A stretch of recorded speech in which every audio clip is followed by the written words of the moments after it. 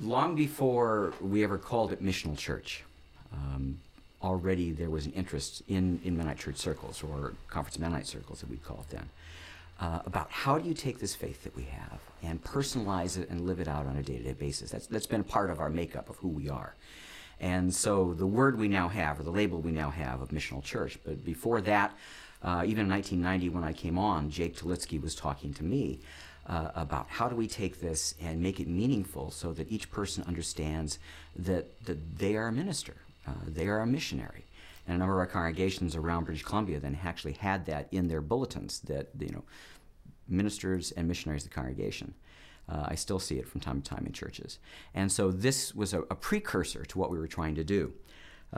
Really from the administrative end or from the conference end of it, adding things like the pastor spouse retreat, the listening meetings, the lunch meetings with pastors, the church ministries kinds of things that were being done were to increase church health and make it vibrant and well enough that we would be competent for doing ministry and mission beyond ourselves. So often there'd been that tendency to think that this is something that others are doing for us and we'll pay for it or we'll send them off. But this brought it home in that sense of saying, no, this is something you can do. The sort of catchwords of the time, each one teach one, each one reach one.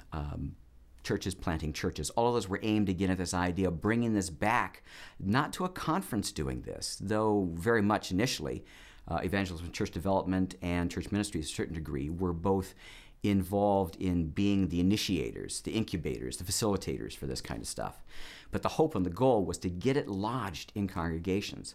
And so there were a number of activities over the years that were developed, the natural church development, living in faithful evangelism, the PACE program with pastors, various other things that were done to try and get us to that point where it really could be effective and useful in that respect. Missional Church then has taken on strong in the life of the church, not only in British Columbia, but across Canada with Mennonite Church Canada.